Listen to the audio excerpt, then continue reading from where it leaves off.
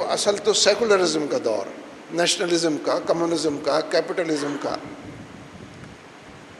اس دور کے اندر بڑی تعداد میں اور بڑے پیمانے پر ذہن معاوف ہو چکے ہیں، گروے رکھ دیے گئے ہیں۔ صدیوں کی غلامی کے نتیجے میں لوگ محدود دائرے میں دین سے واقف ہیں، اور دین کی جو لامحدودیت ہے، جو اس کی وسعت اور آفاقیت سے، اس سے لوگ لاواقف ہیں۔ اس لیے دینی حلقوں میں عام طور پر اس طرح کی صورت رہی ہے، لیکن خاص طور پر یہ جو مولانا سید ابو الاعلیٰ مودودی کی کئی جلدوں میں رسائل و مسائل ملتے ہیں، سوال و جواب کے، لوگ خطوط بھی لکھتے تھے، مجلس میں بھی سوال پوچھتے تھے، اس لیے کہ لوگ مغرب زدہ ہو گئے تھے، مغربی تہذیب کے اندر لت پت ہو گئے تھے، سیکولرزم کے اندر ڈوب چکے تھے، تیرنے کی صلاحیت سے محروم ہو چکے تھے، اپنے دین سے، نظریے سے محدود دائرے میں واقف تھے ورنہ ناواقف ہو چکے تھے۔ ایسے لوگ تو بجا طور پر ہمدردی کے مستحق تھے، بجائے اس کے کہ فتوے کے مستحق ٹھہریں کہ تم نے یہ بات کہی اور تم قابل گردن زدنی۔ ایک دائرہ فتوے کا بھی ہے، میں فتوے کے خلاف بات نہیں کر رہا، ایک دائرہ فتوے کا بھی، لیکن یہ جو دعوت اللہ ہے، یہ جو افہام و تفہیم ہے، یہ جو ذہنوں کی آبیاری ہے، یہ جو تشکیک والا ذہن ہے، ہر چیز پر شک کرتا ہے، سمجھ میں نہیں آتا، اس کی ضرورت ہے کہ اس سے تسلی دی جائے، اس کے زخموں پہ پھایا رکھا جائے، اس کے سوالوں کا جواب دیا جائے، اس کے دل و دماغ کی دنیا سے کانٹے جتنے لگے ہوئے ہیں ان کو چن چن کر نکالا جائے، اس کو یکسوئی کی دولت سے، انشراح صدر کی دولت سے، اس کو طمانیت کی دولت سے، اس کو اللہ اور اس کے رسول پر کامل حقانیت کی دولت سے آراستہ پیراستہ کیا جائے۔ ہم خود ان مجلسوں کے اندر شریک ہوئے ہیں، اور بسا اوقات طبیعت کے اندر ایک جھنجھلاہٹ پیدا ہوتی تھی کہ لوگ کیسے سوال کر رہے ہیں، انہیں مولانا سید ابو الاعلیٰ مودودی کے احترام کا اور مقام کا بھی کوئی خیال نہیں ہے، اور علمی اعتبار سے بالکل جہالت کی اور بے علمی کی بات کر رہے ہیں، اور یہاں بیٹھ کر رہے ہیں۔ لیکن ہم نے ہمیشہ دیکھا کہ سید صاحب نے ان تمام حوالوں سے لوگوں کو اپنی طرف متوجہ کیے رکھا، ان کی بات کو وزن دیا، ان کے سوال کو اہمیت دی، ان سوالوں کا تشفی بخش اپنی حد تک جواب دیا، اور لوگوں کے ذہن رسا کو قبول کرنے اور اس پر عمل کرنے کے لیے آمادہ کی۔ یہ دائی کا بہت بڑا کام۔ لیکن بات تو میں یہ عرض کر رہا تھا کہ جس دور سے ہم گزر رہے ہیں، اس میں فی الاصل مضبوط نظریات اور فلسفے دم توڑ چکے ہیں، زندگی سے منہ موڑ چکے ہیں، ڈھلان کی طرف چل چکے ہیں، اپنی موت آپ مر چکے ہیں، اور اپنے حوالے سے اپنی شناخت گم کر بیٹھے۔ یعنی دنیا میں آج کوئی ایک جگہ ایسی نہیں ہے کہ جہاں لوگ سوشلزم کے نعرے لگاتے ہیں، کمیونزم کے بینر لے کر کھڑے ہوتے ہیں، اس کے لیے جان دینے کو تیار۔ حالانکہ ایک وقت وہ تھا کہ اس معاشرے کے اندر بھی مزدور یونینز کے انتخابات ہوتے تھے، سوشلزم کے نعرے لگتے تھے، طلبہ یونینز کے انتخابات ہوتے تھے، سوشلزم کے نعرے لگتے تھے، قومی سطح پر انتخابات ہوتے تھے اور لوگ اپنا منشور پیش کرتے تھے تو کہتے تھے کہ سوشلزم ہماری معیشت ہے، سوشلزم ہمارا زندگی گزارنے کا طریقہ ہے۔ زندگی کے تمام دائروں میں وکلا کے اندر بھی چلے جائیں، جس اکائی کا ذکر کریں، ایک متحرک نظریے کی حیثیت سے، ایک مقبول فلسفے کی حیثیت سے، ایک پاپولر سلوگن کی حیثیت سے موجود۔ لیکن یہ لمحہ تاریخ ایسا تو ہے نا کہ بلا خوف تردید یہ بات کہی جا سکے کہ آج دنیا میں کوئی والی وارث سوشلزم کا، روس تک والی وارث اس کا نہیں۔ ہم تو چین کے بھی دورے پر کمیونسٹ پارٹی کے بلائے سے گئے ہیں، کمیونسٹ پارٹی نے کمیونزم کی تبلیغ نہیں کی ہمارے سامنے، اور ہمارے سوالوں کا جواب بھی گول کر گئے ہو۔ یعنی وہ خود ڈیفینسو پر اپنے آپ کو ہیں، وہ خود مارکیٹ اکانومی کی طرف چلے گئے ہیں، مغرب کی تہذیبی نہ صحیح لیکن معاشی نظام کی طرف، معاشی رویوں کو انہوں نے اپنا لیا ہے۔ سوشلزم وہاں پر بھی نہیں ملے گا۔ تو جب نظریات دم توڑتے ہیں تو بظاہر اس کے حق میں لکھنے والے، بولنے والے بڑی تعداد میں موجود ہوتے ہیں، لیکن وہ ہکا بکا رہ جاتے ہیں، وہ گونگے بہرے ہو جاتے ہیں، ان کی زبانوں پر قفل چڑھ جاتے ہیں، تالے لگ جاتے ہیں، اور وہ بولنے اور اپنی بات کو دور تک پہنچانے کی صلاحیت سے محروم ہو جاتے ہیں۔ اس وقت یہی عالم پوری دنیا کے اندر مارکیٹ اکانومی یا کیپٹلزم کا جو پورا نظام ہے، اس پر نئی کتابیں نہیں لکھی جا رہی ہیں کہ اسی کے اندر قوموں کی فلاح ہے، اسی میں لوگوں کو آزادی میسر آنی، کیونکہ پورا نظام ان کے کنٹرول میں ہے، ساری دنیا کے اوپر ان کی فرما روائی ہے، امریکہ اور مغربی یورپ اور اس طرح کے تمام ممالک کی، اور وہ اس بات کے لیے کوشاں ہیں کہ پوری دنیا پر اپنے قبضے کو، اپنی فرما روائی کو برقرار رکھیں، جزوی طور پر یا کسی حد تک اس میں وہ کامیاب بھی ہیں، تو وہ اپنے نظریے کا پرچار نہیں کرتے، کیپٹلزم کے حوالے سے اپنے لوگوں کو نہیں بتاتے، جو کچھ بتایا جا چکا ہے اسی پر اکتفا کرتے، اسی حوالے سے کام کرتے۔ اور مجھے یہ کہنے میں بھی کوئی باک نہیں ہے کہ آج کا جو مغرب کا تہذیبی اور سیاسی نظام ہے، اس نے ان گنت پوری دنیا کے اندر ایسے ادارے قائم کر لیے ہیں کہ جو ملکوں کو اور قوموں کو اسیر بناتے ہیں، معاشی اعتبار سے، سیاسی اعتبار سے، تہذیبی دائرے کے اندر اپنی تہذیب کو، اپنے تمدن کو، اپنی ثقافت کو، فحاشی عریانی بے حیائی کو، اللہ سے دور لے جانے والے تمام طور طریقوں کو اس طرح سے رواج دیتے ہیں کہ سب اسی کو ترقی کا عنوان سمجھ کر اپنا لیتے ہیں، سب اسی کی لے میں اور رو میں بہہ کر اپنے آپ کو گم کر بیٹھتے ہیں۔ اور یہ منظرنامہ تمام مسلمان معاشروں کا بھی ہے۔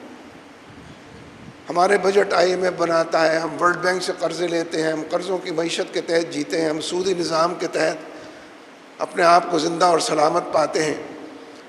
ہم معاشرے کے اندر جو انارکی، جو بدامنی پائی جاتی ہے،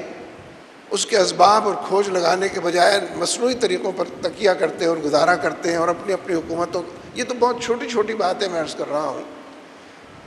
لیکن زندگی کے تمام بڑے دائروں کے اندر بھی اصلاً جو آج کی تہذیب اور آج کا نظریہ جو اپنے آپ کو کہتا ہے، اس کے پاس سامنے سے آ کر اپنے نظریے کی تبلیغ، اپنے حق میں دلائل، کوئی مغرب کا معاشرہ بھی یہ بات نہیں کہہ سکتا کہ ہم نے غربت کو ختم کر دیا۔ یہ تو ان کا سلوگن ہے نا کہ ہم غربت کو ختم کریں گے، پاورٹی لائن سے نیچے کوئی زندگی نہیں ہوگی، سب اس سے اوپر زندگی بسر کر رہے ہوں، ہم لوگوں کی تمام ضروریات کو پورا کر دیں گے۔ یہ جو عورتوں کے حقوق کی بات ہے، کم از کم مغربی معاشرے کے اندر تو عورتوں کو حقوق مل جانے چاہیے تھے، جس کو وہ حقوق کہتے ہیں۔ چلیے ہمارے تو دقیانوسی معاشرے ہیں، ہم تو گئے گزرے لوگ ہیں، لیکن وہ جو فارورڈ بلاک ہے اور وہ جو فرنٹ فٹ پر کھیلنے والی قومیں ہیں، اور وہ جو ان کی وہ ساری آزادی، وہ عورت کو وہ آزادی تو نہیں دے سکے، اس کو برابر کا حقوق نہیں دے سکے۔ اور یہ فلسفہ بھی دم توڑ گیا ہے کہ اگر معاشی آزادیاں میسر آ جائیں اور لوگوں کا پیٹ بھر جائے تو لوگ خوشحال ہو جائیں گے۔ وقت نے یہ بتایا ہے کہ خوشحال لوگ زیادہ خودکشیاں کرتے ہیں بدحال لوگوں کے مقابلے میں۔ سب سے زیادہ خودکشی کا ریٹ جاپان میں ہے، سب سے زیادہ خوشحالی بھی وہیں ہے، مادہ پرستی بھی وہیں۔ اور اگر دیکھا جائے، اگر اپنے معاشرے کی بات کیجیے، کبھی کبھی خبر چھپتی ہے نا، بلکہ ایک دن میں 4 واقعات بھی ہوتے ہیں، فلاں نے خودکشی کر لی، پہلے بچوں کو مارا خود، اور کہتے ہیں غربت سے تنگ آ کر، بے روزگاری سے تنگ آ کر۔ تو بے روزگار تو کروڑوں لوگ ہیں اس ملک میں، کوئی بھی خودکشی نہیں کرتا ان میں سے۔ لاکھوں لوگ بھوکے سوتے ہیں، خودکشی تو نہیں کرتے وہ۔ اس کا مطلب ہے مسلمانوں کے معاشرے میں اللہ رسول سے یہ تعلق کمزور صحیح لیکن برقرار رہتا ہے، اور آدمی کہتا ہے خودکشی تو حرام ہے، اس دائرے کے اندر وہ اس حرام کی طرف نہیں بڑھتا۔ یعنی اصل خبر تو یہ ہے کہ کروڑوں لوگوں نے خودکشی نہیں کی، غربت کے باوجود، بے روزگاری کے باوجود، حالات کی خرابی کے باوجود۔ خبر تو یہ ہے۔ اور جبکہ اس لیے میں یہ عرض کر رہا تھا کہ ان کے اپنے فلسفے کے مطابق، نظریے کے مطابق، ان کے معاشروں کے اندر بھی وہ بے چینی موجود ہے جس کا علاج وہ دوسروں کے لیے تجویز کرتے ہیں۔ اور یہ بھی دیکھ کے 1-2 چاول میں نے پیش کیے ہیں، ورنہ فی الحقیقت اس حوالے سے اگر بات کی جائے، مثلا جمہوریت کو لوگ امرت دھارا کہتے ہیں،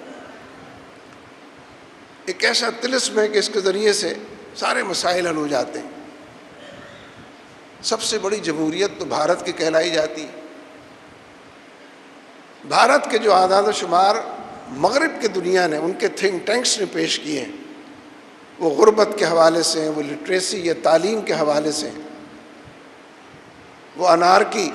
انتشار، علیحدگی کی جو تحریکیں چل رہی ہیں اس کے نتیجے میں جو آرمز، ایمونیشن اور آلات حرب و ضرب استعمال ہو رہا ہے اس کے حوالے سے ہیں۔ کیسی جمہوریت ہے؟ اتنی بڑی جمہوریت ہے، محرومی کی داستان ہے۔ غربت کے ابواب چاروں طرف کھلے ہوئے نظر آتے ہیں، واہ ہوتے دکھائی دیتے ہیں۔ لہذا یہ بھی تفصیل سے جانے کا موقع نہیں ہے، لیکن میں اشارے کر رہا ہوں کہ کم از کم مغربی دنیا کو تو خودکشی سے پاک ہو جانا چاہیے تھا، لیکن مغربی دنیا ہی میں سب سے زیادہ خودکشی ہے، اور ان کے جو الائز ہیں جاپان جیسے، ان کے اندر غربت بھی زیادہ ہے، اور خواتین کے حقوق بھی ان کے نہیں ملے ہیں۔ اور جس چیز کو دیکھیے، بڑا دھوکے کی بات ہے، ہم بھی ان اصطلاحوں میں بات کرتے ہیں اور ایک دوسرے کو پہچانتے ہیں۔ ہم بھی کہتے ہیں نا یہ تو بے پڑھا لکھا آدمی، یہ پڑھا لکھا آدمی۔ کس کو کہتے ہیں پڑھا لکھا؟ جس کے پاس ڈگریاں زیادہ ہوں۔ ہمارے پاس ڈگریاں بہت ساری ہیں، 1 2 3 4، 2 3 ایم اے کر لیا آدمی نے، انجینئرنگ کر۔ حالانکہ فی الحقیقت یہ جو اصطلاح ہے علم کی اصطلاح اور صاحب علم کی اصطلاح، علم تو قرآن و سنت کا علم، یعنی رکھیو مجھے میری تلخ نوائی پہ معاف، ڈگریوں کا جو علم ہے میں اس کی نفی نہیں کر رہا، لیکن وہ ٹیکنیکلی کچھ خاص دائروں میں انسان کو ہنرمند بنا کے دنیا کمانے کے اصول بتاتا، دنیا کو چلانے کی مہارت کچھ نہ کچھ پیدا کرتا ہے۔ ایڈمنسٹریشن کے حوالے سے، مینجمنٹ کے حوالے سے، چیزوں کی آئیڈینٹیفیکیشن، تشخیص کے حوالے سے یہ معلومات اپنی جگہ مفید ہیں، لیکن ہر انسان کے لیے اور صاحب ایمان کے لیے بدرجہ اولا جسے علم کہتے ہیں وہ تو قرآن و سنت کا علم۔ اسی لیے اب تو کوئی بہت اہمیت نہیں رہی علماء کرام کی، لیکن ہمارے معاشرے میں تو علماء کرام ہی فیصل ہیں۔ اگر اہمیت نہیں رہی تو اس کا خمیازہ بھی بھگت رہے ہیں۔ آپ کو معلوم ہے، میں صرف دہرا دیتا ہوں یہ بات، ہم جب مجلسوں کے اندر بیٹھتے ہیں، کہیں 8 10 12 15 آدمی بھئی پہلے تعارف ہو جائے ذرا آپس میں۔ ہمارا تعارف کیا ہے؟ ہمارا ذریعہ معاش ہمارا تعارف بن گیا۔ میں انجینئر ہوں، میں ڈاکٹر ہوں، میں وکیل ہوں، میں بڑا کنسٹرکٹر ہوں، میرا فلاں کام، کاروبار، تجارت، ٹیکسٹائل کا، یہ میرا اور آپ کا تعارف ہے۔ اگر میرا اور آپ کا تعارف میرا ذریعہ معاش بن جائے گا، یہ تو بڑی جہالت کی بات ہوگی۔ اسی لیے اگر کوئی مجلس میں یہ کہے کہ میں مسجد کا مؤذن ہوں، میں مسجد کا امام ہوں، میں مسجد کا خطیب ہوں، تو لوگ اس کی طرف دیکھتے ہی نہیں، ان کا خیال ہے تو بہت ہی چھوٹا آدمی۔ یعنی مغرب کے اس تہذیبی چکا چوند نے اور مادیت کے اس پورے معاشرے نے اور اس کی ترجیحات نے اور اس کے اول و آخر نے ہمارے ذہنوں کو بھی، یعنی دیندار لوگوں کے ذہنوں کو بھی مسموم کیا ہے، ہماری ترجیحات کو بھی متاثر کیا ہے، ہمارے سوچ کے زاویوں کو بھی اتھل پتھل کیا ہے، ہمارے نقطہ نظر اور زاویہ نگاہ ان کے اندر بھی ایک رو پیدا کر کے ایک انقلاب، منفی انقلاب پیدا کیا ہے۔